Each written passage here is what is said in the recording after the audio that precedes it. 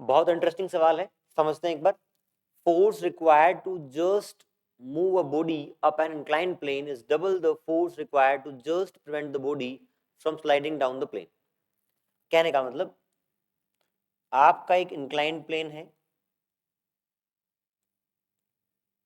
और वहां पे मान लीजिए कि एक m मास का ब्लॉक है और coefficient of friction of this surface is mu. अब देखो आप, यहां बोला है कि force required to just prevent the body from sliding down the plane. एक पॉइंट आप ध्यान रखेंगे, फॉर एग्जांपल अगर एक सरफेस है और ये एक m मास का ब्लॉक रखा है, इस सरफेस के एंगल को मैं बढ़ाऊं तो एक एंगल आता है थीटा, जहां पर ये ब्लॉक जस्ट फिसलना शुरू करता है। उस मोमेंट पर इसका कोएफिशिएंट ऑफ फ्रिक्शन और थीटा के बीच का रिलेशन होता है mu equal to tan theta. इसका मतलब अगर थीटा इस वाले एंगल से कम होगा तो फिसलना होगा ही नहीं।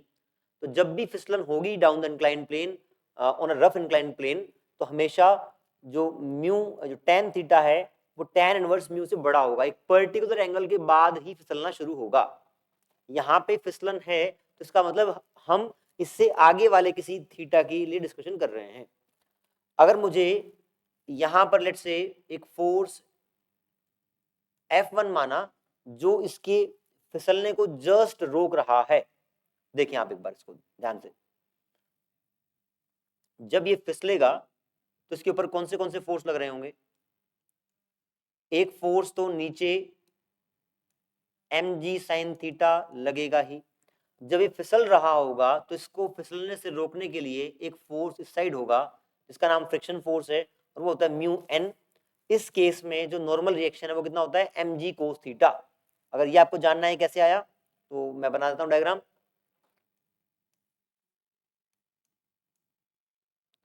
इस mg के दो कंपोनेंट ब्रेक होते हैं, उसको भी आप देख लें।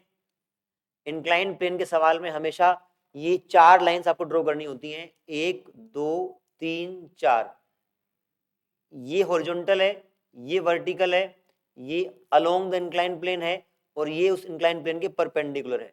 ऐसी चार लाइन आप ड्रॉ करेंगे और यहां से मैच करें। ये वाली लाइन हॉरिजॉन्टल है, ये इसकी है, तो ये एंगल थीटा है।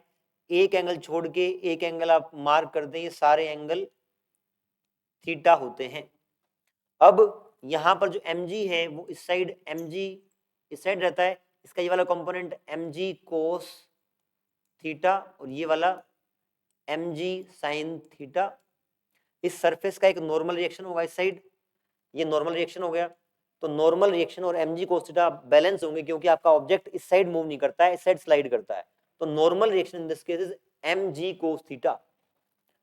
तो आप लगाएंगे म्यू, अगर फिसल रहा है ऑब्जेक्ट तो पूरा फ्रिक्शन लगेगा, पूरा friction is mu N. N कितना है mg कोस थीटा। तो यहां पर ये फोर्स पीछे की तरफ लगा, ये नीचे की तरफ लगा, लेकिन ये बड़ा था इसलिए फिसल रहा है। तो मैं क्या नीचे की तरफ नेट फोर्स क्या हुआ वो निकाल सकता हूं। नीचे की तरफ जो नेट फोर्स हुआ वो हो गया mg sine theta minus mu mg cos theta. ये नेट फोर्स डाउनवर्ड है।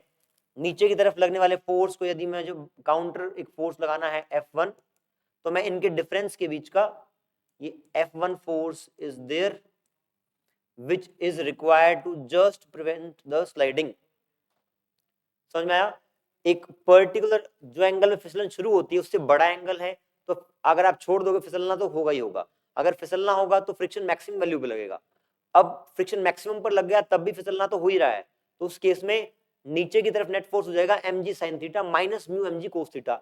अब नीचे की तरफ नेट फोर्स है, आपको फिसलन जस्ट रोकनी है तो आप एक F1 फोर्स लगाएंगे, तो F1 force will be mg sin theta minus mu mg cos theta. This is F1 force, this is force required to just prevent the sliding.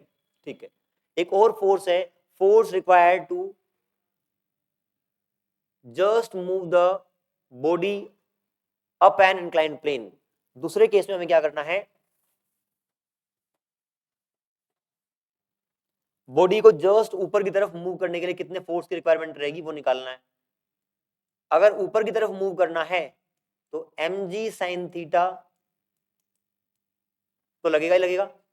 Friction force इस केस में पीछे की तरफ लगेगा, क्योंकि आप ऑब्जेक्ट को ऊपर मूव करना चाहते हैं, तो जैसे आप फोर्स लगाओगे तो फ्रिक्शन पीछे लगेगा।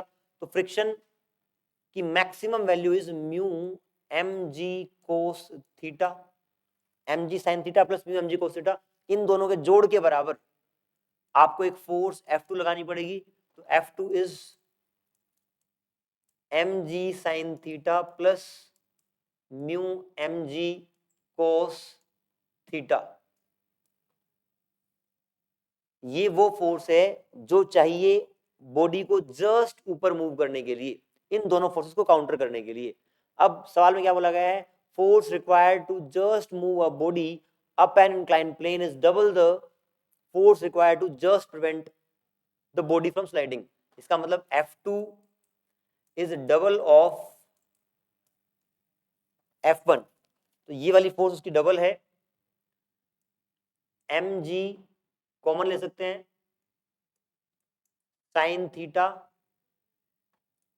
Plus mu cos theta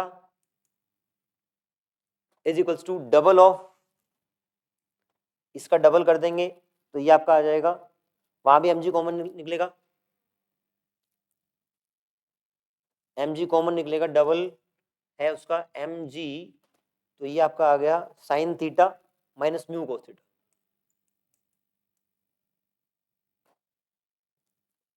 minus mu cos theta, mg cancel कर दें, दोनों साइड कोस थीटा से डिवाइड कर दें, कोस थीटा से डिवाइड करेंगे तो बनेगा tan theta, tan theta plus mu, और वहां पर 2 टेन थीटा माइनस म्यू। अब इसको सिंप्लीफाई कर लें, टेन थीटा एक साइड ले आए तो ये 2 टेन थीटा है, ये टेन थीटा है, इसको साइड लेंगे तो टेन थीटा बन जाएगा, और ये आपका माइनस 2 म्यू हो जाएगा, इस साइड लेके आएंगे तो 3 म्यू होगा। तो म्यू इज इक्वल्स टू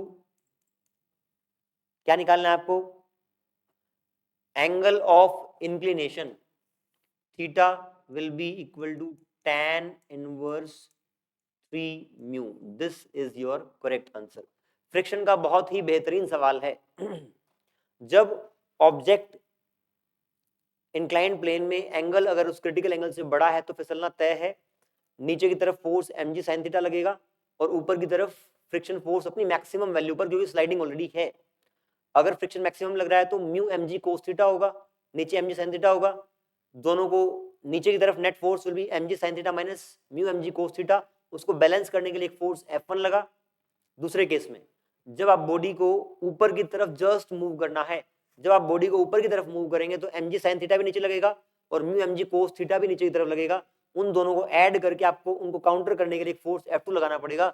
जो F2 है वो पहले वाले F1 के 2 गुना है। इक्वेशन बनाएंगे, सोल्व करेंगे, आंसर आएगा। बहुत ही इंपॉर्टेंट सवाल है, फ्रिक्शन के फंडे क्लियर कर रहा है। Thank you.